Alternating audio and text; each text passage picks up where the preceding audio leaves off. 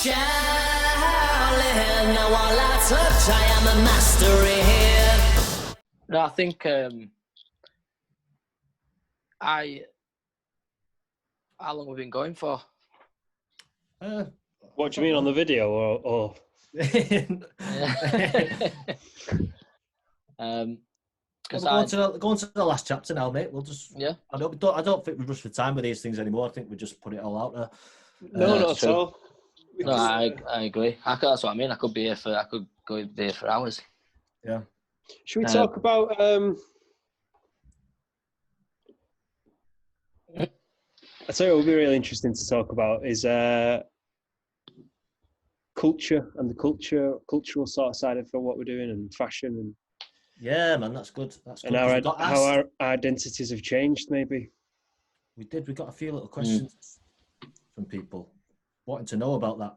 So that's a good one to start, because we put a question up, say, asking people who are enjoying the videos, and a few people sent questions in, and one of them was the style of the overall band and how it was curated, music equipment used.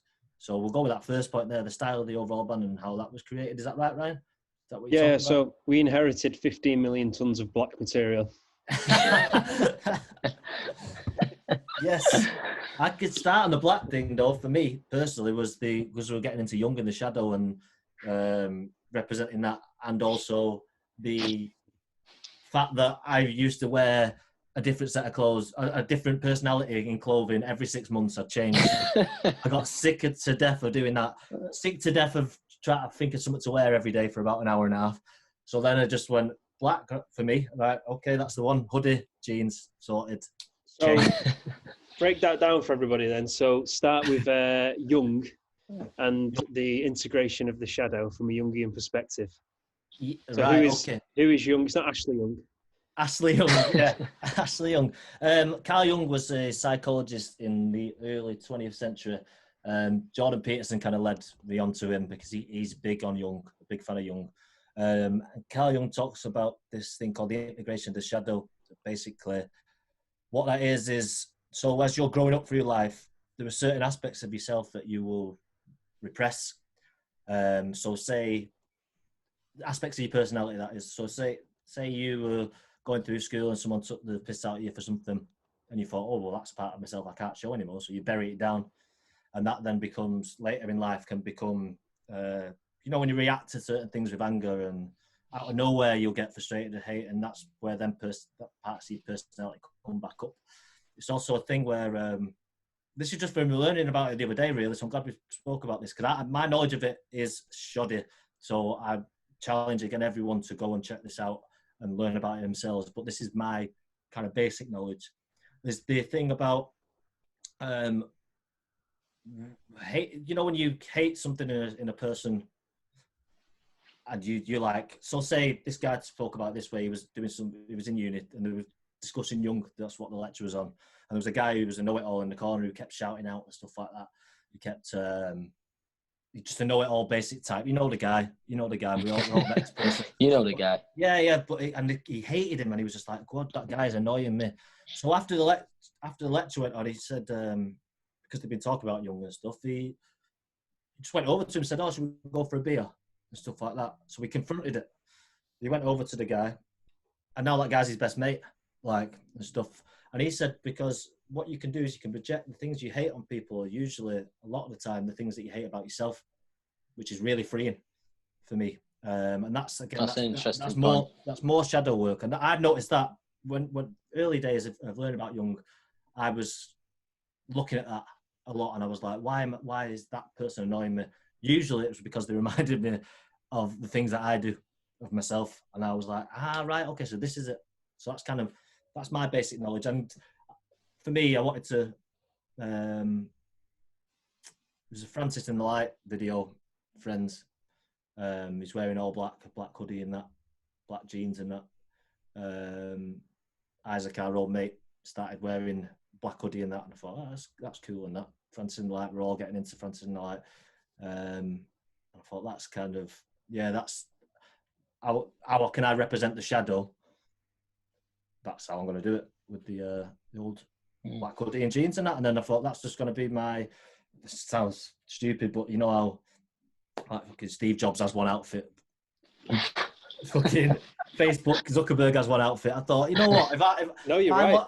You know what I mean, Ryan? I wanted to. I aspire to these people because I know the faulty and human again, the rubbish at being people, and they have the nasty side. But to aspire to people who are bringing a lot of value to the world, which they have done. They have done. You know, with Facebook and Apple and that.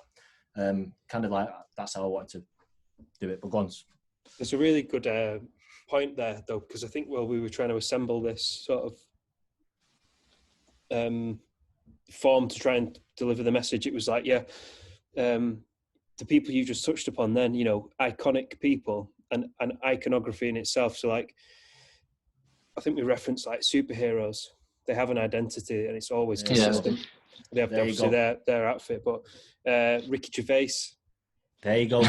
Honestly, it's so obvious. There's so many, and it's like, wow, I'd never noticed this before. Where you have this sort of image in your mind of somebody, it's because they've intentionally done that. I say Steve Jobs with his sort of Kanye with a polo shirt. He had the polo shirt early on. The pink polo shirt. No one was doing that. That was his identity. It's to strengthen what people perceive of you, and it keeps it consistent. And the other thing as well, like that, is that there's a psychological twist to this as well. It's called decision fatigue. And because like when you look into why Steve Jobs wore that every day and why Mark Zuckerberg was the same, and it kind of crosses over into like minimalism as well. Yes. And they were saying that it was because, you know, it's one less decision to make every day. And apparently that's like, great. That's the one, man. He said like there's a finite number of decisions that good decisions a human can make a day. So they were saying that obviously I don't know if it's tongue in cheek, but it's statistically backed up, saying like if that's the first decision you usually make a day, or what I'm wearing. Yes, that's a mad point, because I used to hate that before I stepped into the world of what we are and what we're doing, because the League of Shadows, the League of Shadows. Like you said, you went through your stages, Sid, of having different clothes. I suppose I was, and it is right, going back to what you just said then, Ryan, around having that decision. I've never thought about it that way, but it is the first decision you're making. Sometimes if you can't decide what you're doing, it becomes a stressful thing, and it can set you up for a fall. So if you do have that thing to step into, that comfort, that being, and you believe in that, you want that, it sets you up sort of in your own mind, I guess, as well, in your own. There's another side slightly to that as well. Exactly. Well, it's not another side. It goes hand in hand again. But the timing it takes you to make that decision and stuff like that. We all, as a species, we complain about not having enough time to do things during the day, like the day's too short and stuff like that. So it's kind of like a little life hack as well, in a way, where it's like, right, okay, so I was spending quite a lot of time thinking what I'm going to wear and stuff like that. I spent a lot of time buying clothes that I probably didn't even wear and stuff like that. How can I save time during my day and stuff so I can do more of the things that I want to do and stuff? And that was a big help for me, because I was far too paranoid around my clothing and my dressing and stuff like that, whereas this was something I think we all kind of discovered around the same time. I don't think this was like necessarily this is how we're doing it. I don't think that decision was ever made. I think we just all kind of naturally thought, oh yeah, this is how we're going to do it. This is us. Like, it's crazy. It's crazy how it's worked. There is because there is another flip side to that as well, where people love clothes and will wear clothes because it makes them feel better. Expression of themselves. Expression of how they feel, and some people might wear different things every day. We should get someone on to discuss this. Definitely. It is a really interesting point. No, man, fashion world. But for people who may think that it doesn't really matter what you wear, which I think the reason why we've got kind of identified ourselves in the way, you know, just keeping it black, and it almost doesn't become a talking point for us, because we want, you know, it kind of keeps us out of the way. You know, we're not trying to look cool and all this sort of stuff and all this nonsense, but it is so important for society that we don't realize it is, like the difference it will make, like for example, uniforms and like emergency services and stuff. there is a psychological thing there that you're not aware of. Somebody in a suit, it commands power. You don't realise that it does. Someone in a uniform. Big time, man. Big time. It really is. So That's we a should get really someone on to help. interesting angle to look at that. Yeah, mate. but again, that's properly interested me now, because it's so relevant, and it can probably relate to a lot of people going through that. And I think there can be a lot of pressures on how people want to appear, or do they want to actually appear a certain way.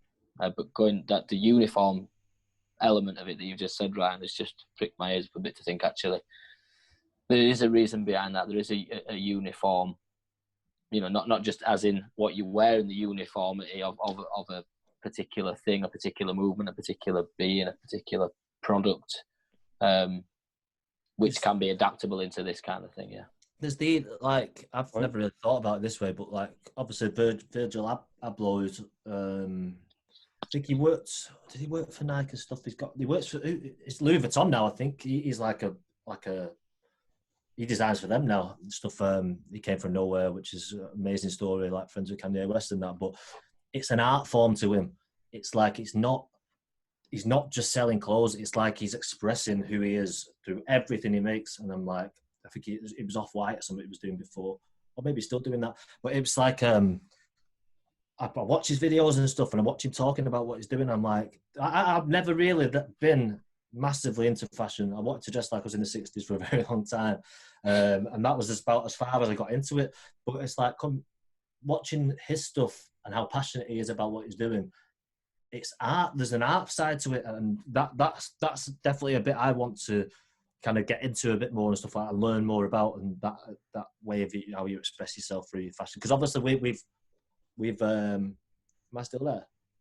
You're still here, yeah. I'm still here. Gone. Yeah, we talk about, we want to make our own little brand and stuff, and make our own like kind of clothing line. That's kind of like a way to go in it, so we can start funding what we're doing, because we don't make money from the music side of it. So how else do we do it and stuff? And we have quite an interesting logo, I think, and an interesting kind of way of doing it. And we have a style. We definitely have a style. It's kind of taking that to the world, isn't it? It's exciting now. It excites me. It does excite me. We should get someone on to help us understand it better, because we're just rambling about what we all appreciate it and love it. Yeah, I love fashion. I think it's there's some real sort of icons out there. But yeah, we should get someone on. See if someone can talk to us. We'll make a few calls. I think so. I think if you comment, if this is what you're interested in and stuff like that, just stick it at the bottom. And with anything that we're talking about, if you want to get involved, if you want to send us direct messages, or you wanting to know what you can do with your life, just message us. And honestly, I enjoy talking about people and their passions and stuff like that, like we're doing now. What they're into and stuff, I really, really like it. So, like I said, just open up the conversation. I'm just looking again. There was a few questions from people. I think we touched on. Someone put the Manc music scene, how everyone's friends and stuff like that. Whether that's true or not, I don't know. Because it's indie world still is a bit competitive, which is good, but at the same time, it's like there's not. We love hip hop, don't we? We know that world, and we know how it's about bringing your brothers up with you, and you're getting everyone, your mates, everyone on your tracks, developing everybody with their different disciplines at the same time. It's a lot of angst in hip hop world, but they're holding a mirror up to the streets and how they live their life there. So a lot of it is very graphic and detailed, because that kind of shit is going on there. But there's a lot of brotherhood and stuff. Yeah, there really is, and I think that's something with the helping everyone's. Come on, you see the features. You see, look at the albums. You look at the hip hop albums, and you see 3 or 4 people on the same track, and you'll see that across a full album. And I suppose in the indie world, you don't really see that collaboration as much, and that's where I think it's interesting. Obviously, you did the feature on Kashmir's song with Crystals, and that sort of, I think it'd be interesting to see a world of where there's guitar music and that kind of music with this sort of element of electronic, where there is a lot more collaboration because hip hop has influences, and it's got us encouraged and it's got us motivated, because you can see that brotherhood on stage. You can, watch Jurassic 5 all the way back in the 90s, from then build up to the game and all sorts. But to see that and feel that, I think it's great. And also getting that inspiration from listening to your favourite rapper, your favourite hip hop artist, and then going down his album and seeing a different name, and you're like, well, that'll open it up to want to go into their music and understand their message and understand what they're doing. Because you're automatically to go, well, you're singing with my favourite rapper or artist, I want to get to know, understand you, because you must believe in a similar thing or have a similar style or approach. And then you get to all of a sudden you've got this pot of people that you've learned from. And I don't see that maybe happening or happened, to correct me if I'm wrong, I don't know. Everyone's too busy going, guitar music's dead, it's eating itself alive.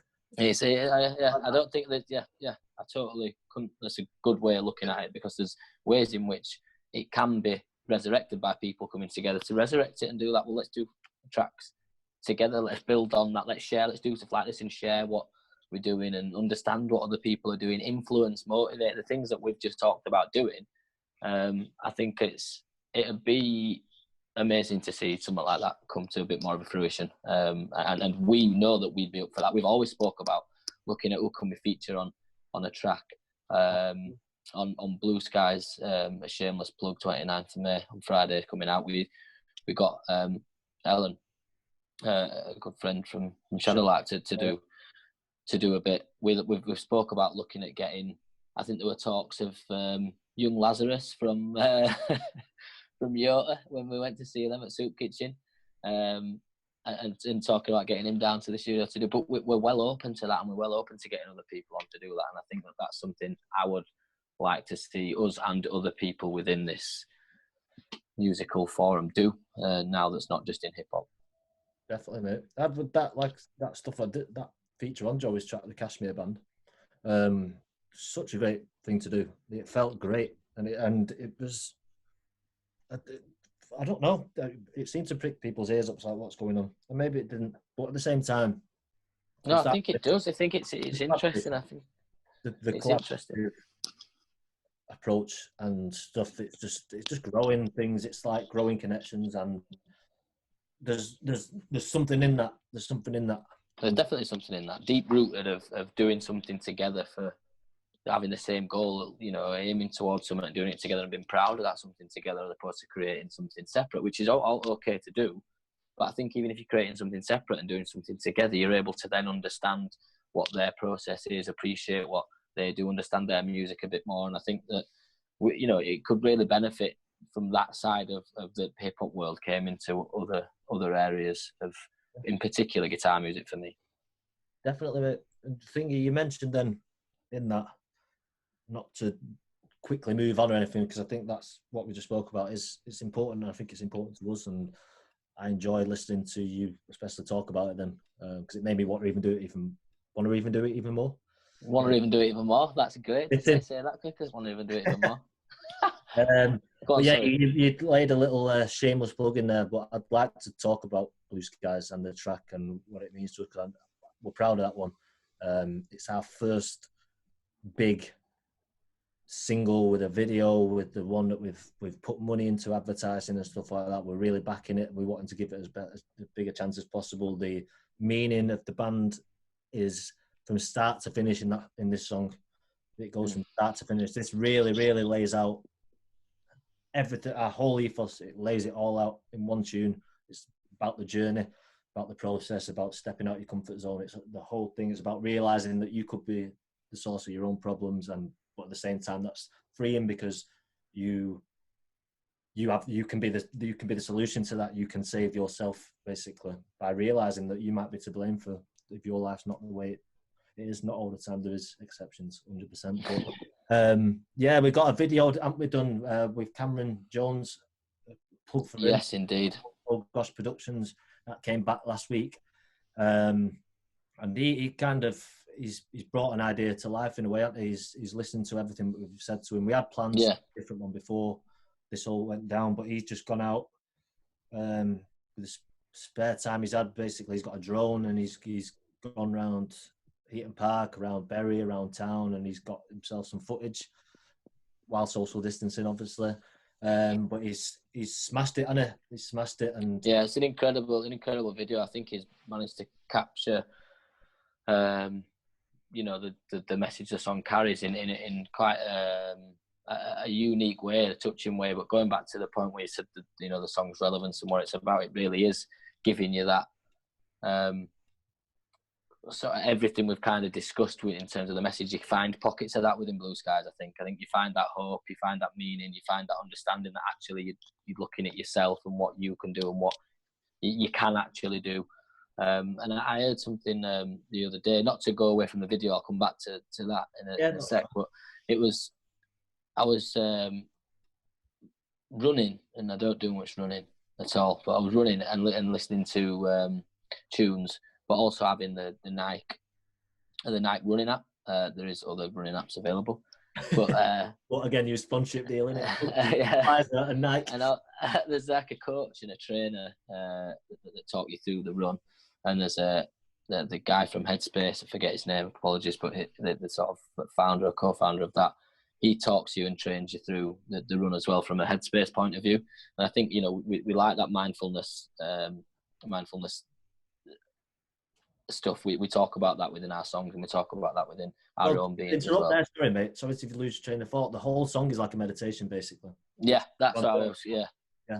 So kind of leading towards that, because it made me feel like that. And he was talking about the blue skies element, and I think it paints a picture well of the fact that you can look up at blue skies and feel inspired and feel that there's something there, that there's hope, that there's, you know, it's a great world. But then when the grey clouds come, you kind of forget about the blue skies. And I think you can take that in whatever way you want, if you want to take it literally, or if you want to take it metaphorically and hold that up against your own life in terms of looking at when the skies are grey and there's big heavy clouds around, it's going to fucking absolutely hammer it down and you're going to be pissed off. You forget those blue skies exist to a degree, because you're looking out and that's your world today, but behind them, the blue skies is always there and it's always still there. And within this song, it resonates for me in that sense, that there is that keep on believing that thing that you're aiming for, and that thing that you're doing can be covered up by certain things, but it's always still going to be there. No one can ever take it away from you, because it's only you that can do that. And he said about just remembering that they're always there and they can be moved away. And by you meditating and by you understanding yourself and your actions and the way that you are progressing in certain things, you're able to sort of remove those, or help your own journey sort of remove those sort of foggy days, if you like. It's like business of life, isn't it? Like the traffic stuff. Yeah, exactly. But yeah, it sort of really resonated with me. And it's interesting to see when people have got their headphones in, walking along a canal and in the sunshine, listening to that song. I'm looking forward to hearing what people think about it, 100%. But going back to the video, I think he's managed to capture that in a really relevant way. Do you know what I mean? It's not that message that I've just spoke about. Then, to a degree, it's managed to hit me when I watched the video first time. I was like, this is hitting me in a place that's, as a listener, I was like, you know, it's really powerful imagery. And what's going on right now, like you touched upon before we spoke about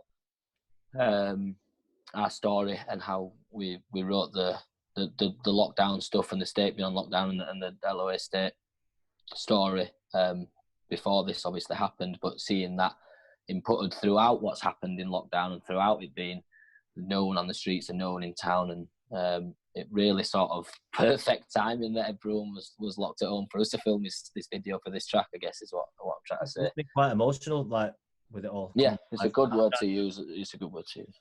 Right, like when Cam first sent the video, we spoke about this with Cam anyway, me and Ryan on one of our like meetings with him.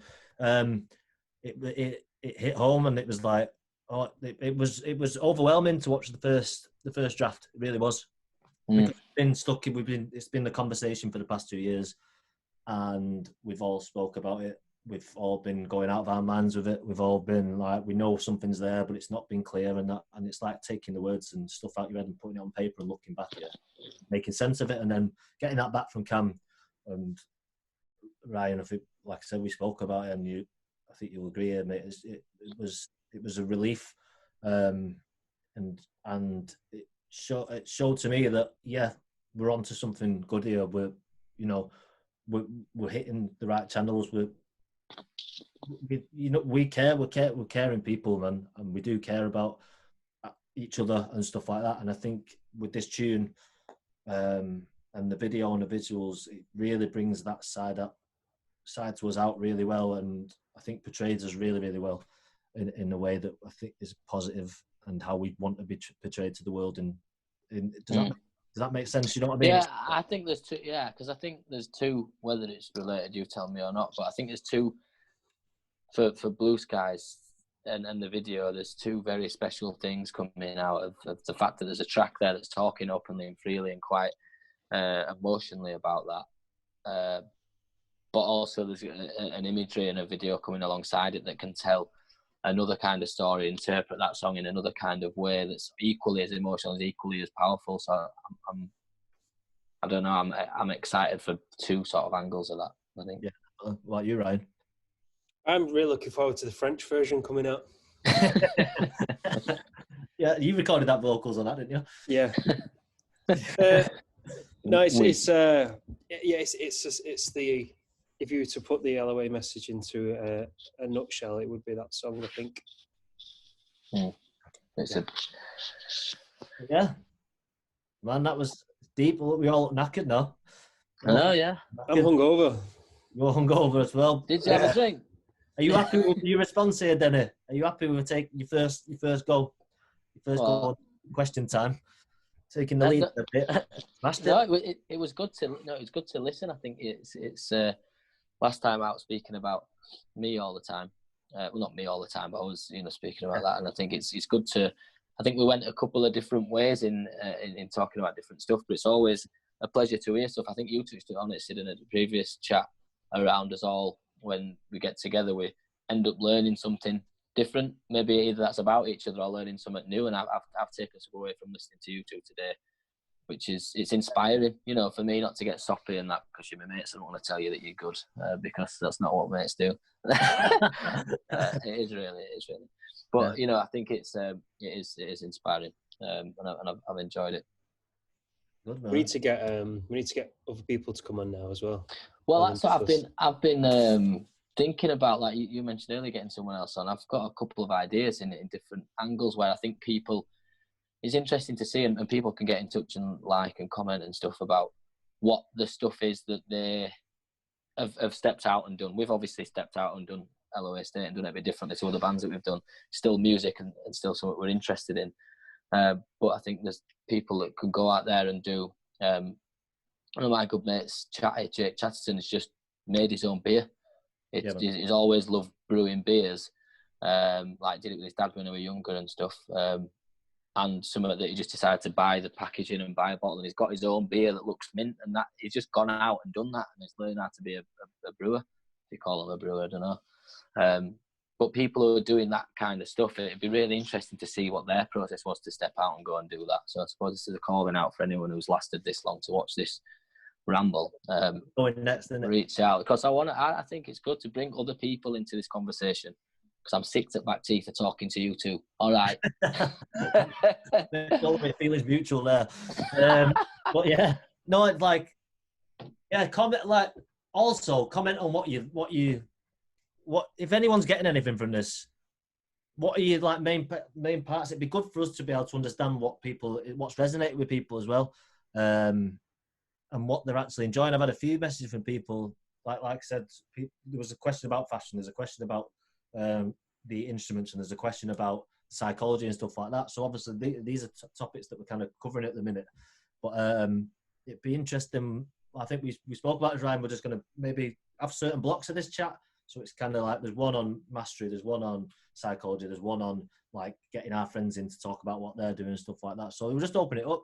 We should do, because we've got some very talented friends. And if you're thinking of doing something like this, I couldn't recommend it enough. Especially if you're in a band and wanting to just open this up, man, just go for it. Dive right in. Because if these people, if you don't want a comment to say that you want to be part of it, then I'll challenge your other mates who know how good you are for you to put them right in it and tag them in it and get who do you want to see us talking to, because you're right, we have a lot of interesting friends and that have got different hobbies and doing different stuff, and I'd love to hear about other people's creative processes and stuff. I love listening to people, man. I love talking to people and understanding. I think we all do, and I think we get a lot from understanding other people's perspectives, and that's actually just excited me a little bit. So hopefully we get someone to comment to say what's to come on. Do you want to do the old like and subscribe thing, the pitch at the end there, Denny? Oh yeah. This is ace. This we'll make it into a thumbnail, yeah. So I suppose it's come to an end. Good night from me. I'm going to do a full on ending. Story time with Denver. No, thanks as always for keeping up and listening to us. And like we've just said, couldn't reiterate anymore. Let us know what you like. Let us know what you don't like, because that's how we learn. But more importantly, to our previous point, is if you want to join us in the conversation, talk about the things that you're interested in, that you're wanting to step out and do or are doing, then please have us along, because we'd love to hear about it and we'd love to encourage it and understand it a bit more. And just before I go, Blue Skies is out on the 29th of May, which is a Friday, which is next Friday. But please join us on that trip, because like we just said, if we had to put one message to sort of withhold the whole of LOAstate, it is within this track, and the video is extra special, which will follow shortly after it. So please join us on 29th and listen to that track and let us know what you think.